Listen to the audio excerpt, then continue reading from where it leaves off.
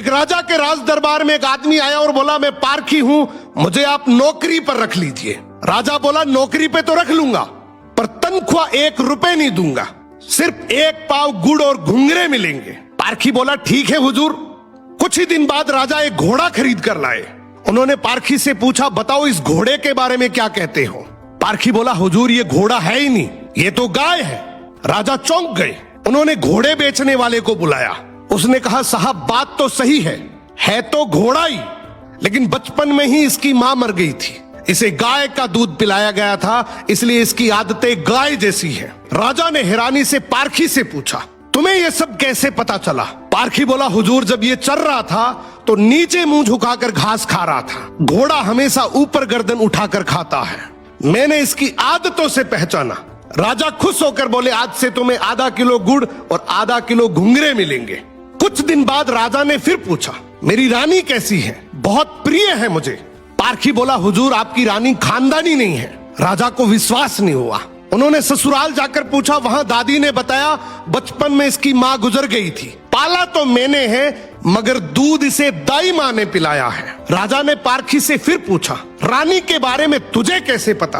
पारखी बोला, हुजूर इसके स्वभाव से खानदानी रानी में शालीनता होती है, मगर ये नौकरों पे चिल्लाती है, गाली देती है, इसकी आदतों से पहचान गया कि ये खानदानी नहीं है। अब राजा बोले, चलो मेरे बारे में बताओ। पारखी बोला, जान की माफी दे तो बताऊं। राजा बोले, माफी है, सच सच बताओ। पारखी बोला, आप राजवंश के नहीं हैं, आप मुझे भड़बूजे लगते हैं, गुड़ और भंगूरे सेकने वाले। राजा घबरा गए।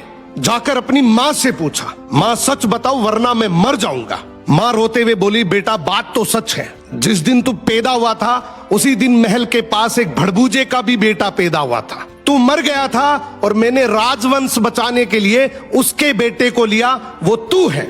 राजा ये सुनकर दुखी भी हुए और खुश भी हुए।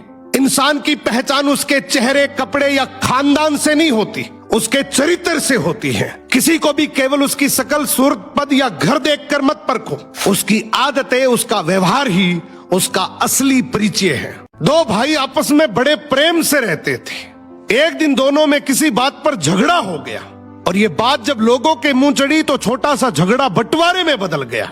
दोनों अलग अलग रहने लगे। अब दोनों एक दूसरे की शकल देखना भी पसंद नहीं करते थे। महीने बीते, साल बीत गए। एक दिन बड़े भाई के घर के सामने 4-5 लोग खड़े थे, वो गालियां दे रहे थे, उसे ललकार रहे थे कि हिम्मत है तो बाहर आ। इधर छोटा भाई अपने घर के दरवाजे पर खड़ा तमाशा देख रहा था और मन ही मन सोच रहा था, आज बड़े को सबक मिलेगा। तभी उसकी पत्नी बोली, जेठ जी अकेले पड़ गए, तुम्हें वहां जाना चाहिए, आखिर वो तुम्हारे भाई है। ये गुस्से से बोला, वो मेरा भाई नहीं दुश्मन है, मैं क्यों जाऊं। पत्नी ने दृढ़ आवाज में कहा, ये वक्त दुश्मनी निभाने का नहीं, अपने भाई की ढाल बनने का है। मेरे खानदान में तो भाई को मुसीबत में अकेला नहीं छोड़ा जाता। इतना कहकर पत्नी लाठी उठाकर बाहर चल पड़ी। पत्नी को देखकर ये भी लाठी उठाकर चल पड़ा। जैसे ही छोटे भाई और बहू को आते देखा, बड़े भाई का हौसला 10 गुना बढ़ गया। वो भी अपने बच्चों और पत्नी के साथ बाहर आ गया। अब भाइयों को एक साथ खड़ा देख दुश्मनों के भी हौसले पस्त हो गए और वहां से भाग गए। दोनों भाई आपस में गले मिलकर फुट फुट कर रोने लगे। दोनों की आंखों में पश्चाताप था।